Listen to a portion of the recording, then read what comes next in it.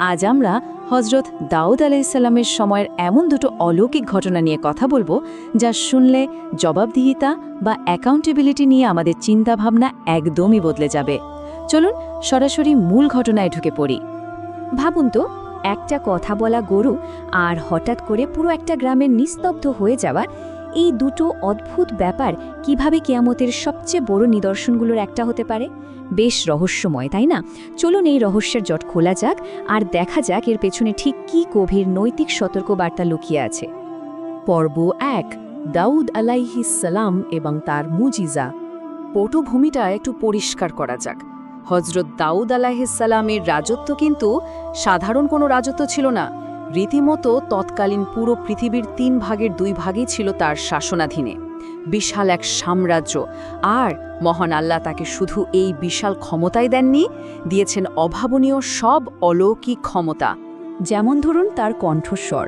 আল্লাহ তাকে এত জাদুকরী আর সুমধুর একটা কণ্ঠ দিয়েছিলেন যে সমুদ্রের তীরে বসে তিনি যখন জবুর কিতাব তেলাওয়াত করতেন, সেই আওয়াজ অবিশ্বাস্যভাবে 40 মাইল দূর পর্যন্ত পৌঁছে যেত।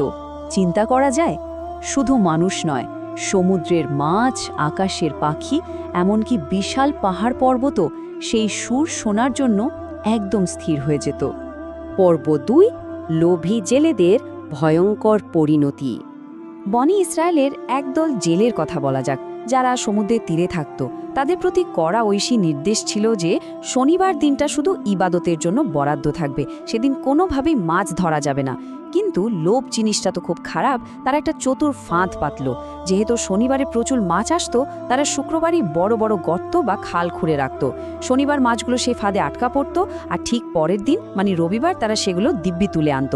টেকনিক্যালি শনিবারে জাল না ফেলেও তারা শনিবারে আসা মাছগুলো ধরছিল। এই ছলচাতুরির কড়া প্রতিবাদ করেছিল সমাজের ধর্মপ্রাণ মানুষেরা। এমনকি স্বয়ং দাউদ আলাইহিসসালামও তাদের সতর্ক করেছিলেন। কিন্তু জেলেদের অহংকারী নেতা রীতিমতো উপহাস করে বলে বসল, মাছ ধরার সাথে শরীয়তের কি সম্পর্ক বাপু? যদি নবী দাউদ কোনো লাভ দেখাতে পারে তবেই আমি এটা মানব। কি সাংঘাতিক স্পর্ধা, তাই না? ঠিক এই স্পর্ধার ফলাফলটাই ছিল মারাত্মক। শনিবার দিন বিপুল মাছ ধরার পর রবিবার সকালে ধার্মিক লোকগুলো যখন ওই গ্রামে গেল, একটা অদ্ভুত ব্যাপার খেয়াল করল। যে জেলে পড়লে সবসময় হইচইয়ে মেতে থাকে, সেখানে পিনপতন নীরবতা। চারপাশটা কেমন যেন অস্বস্তিকর রকমের চুপচাপ। কিন্তু কেন? কারণটা ছিল ভয়াবহ। ঐশী আইন নিয়ে তামাশা করার চরম শাস্তিস্বরূপ সেই অবাধ্য মানুষগুলো পুরোপুরি বানরে রূপান্তরিত হয়ে গিয়েছিল। হ্যাঁ, ঠিকই শুনছেন, তারা মাটিতে গড়াগড়ি খাচ্ছিল আর ধার্মিক মানুষদের পায়ের কাছে এসে হাউমাউ করে কাঁদছিল। ঐশী আইন ভাঙার এই মর্মান্তিক পরিণতি নিয়ে তারা মাত্র 3 দিন বেঁচেছিল। এরপর অবাধ্য সেই পুরো জাতিটাই ধ্বংস হয়ে যায়। পর্ব ৩, বিধবা নারী এবং কথা বলা গরুর অবিশ্বাস্য গল্প। দ্বিতীয় ঘটনাটা আরও চমকপ্রদ। বনি ইসরায়েলের কিছু মানুষ দাউদ আলাইহিসসালামের কাছে কিয়ামতের নিদর্শন দেখতে চাইল, যাতে তাদের ঈমান মজবুত হয়। ঠিক সেই সময়ে সমাজে দুটো চরম বিপরীত দৃশ্য দেখা যাচ্ছিল। একদিকে একজন অসম্ভব ধনী লোক, যে তার শখের গরুকে সোনা রূপা দিয়ে সাজিয়ে রাখত। অন্যদিকে জঙ্গলে থাকা এক অত্যন্ত দরিদ্র কিন্তু ধার্মিক বিধবা নারী এবং তার ছেলে, যারা শুধু ঝর্ণার পানি আর একটা গাছের আনার খেয়ে বেঁচেছিল। অবাক করার বিষয় হলো, ছেলেটা যেদিন বাজার থেকে দুনিয়াবি খাবার কিনে আনলো, সেদিনই ওই গাছে ফল ধরা পুরোপুরি বন্ধ হয়ে যায়। ক্ষুধায় যখন তাদের প্রাণ যায় অবস্থা, ঠিক তখনই ঘটল এক অভাবনীয় মুজিজা। সুন্দর স্বাস্থ্যবান একটা গরু সেই অনাহারী বিধবার বাড়ির সামনে এসে হাজির। আর সবচেয়ে বড় চমকটা হলো, গরুটি পরিষ্কার মানুষের ভাষায় কথা বলে উঠল। গরুটি বলল, আল্লাহ আমাকে আপনাদের জন্য হালাল করেছেন, আমাকে জবাই করে আপনারা আপনাদের ক্ষুধা মেটান। ঐশী রিজিকের এর চেয়ে বড় অলৌকিক উদাহরণ আর কি হতে পারে? পর্ব ৪, এক গোপন খুনের অলৌকিক বিচার। কাহিনীতে এবার এক বিশাল টুইস্ট। ওই ধনী লোকটার হারিয়ে যাওয়া গরুর খোঁজে এক মহিলা ওই বিধবার বাড়িতে এসে গরুর হাড়গোড় দেখতে পায়। সে গিয়ে সোজা ধনী লোকটাকে খবর দেয় আর বিশাল অঙ্কের 100 স্বর্ণমুদ্রা পুরস্কার জিতে নেয়। কিন্তু বিচার সভায় হজরত জিব্রাইল আলাইহিস সালাম এসে দাউদ আলাইহিস সালামের কাছে এক ভয়ঙ্কর সত্য ফাঁস করে দেন। এই তথাকথিত ধনী ব্যক্তি আসলে একসময় ওই বিধবার স্বামীরই চাকর ছিল। সে সিরিয়াতে তার মনিবকে নির্মমভাবে খুন করে সমস্ত সম্পদ চুরি করে মিশরে পালিয়ে এসেছিল। আর এই গরুটি ছিল সেই চুরি করার সম্পদেরই একমাত্র অবশিষ্ট অংশ। মানে দাঁড়ালো ওই বিশাল সম্পদের আসল মালিক আসলে ওই গরিব বিধবা নিজেই। দাউদ আলাইসাল্লাম কিন্তু সরাসরি সত্যটা বলে দিলেন না। তিনি ধনী লোকটাকে একটা ছোট্ট পরীক্ষা করলেন। তিনি তাকে অনুরোধ করলেন ওই ক্ষুধার্ত বিধবাকে মাফ করে দিতে। কিন্তু লোকটার অহংকার ছিল আকাশ ছোঁয়া। সে কোনোভাবেই মাফ করতে রাজি হলো না। উল্টো তার তথাকথিত চুরি যাওয়া গরুর জন্য একদম কড়া বিচার দাবি করে বসল।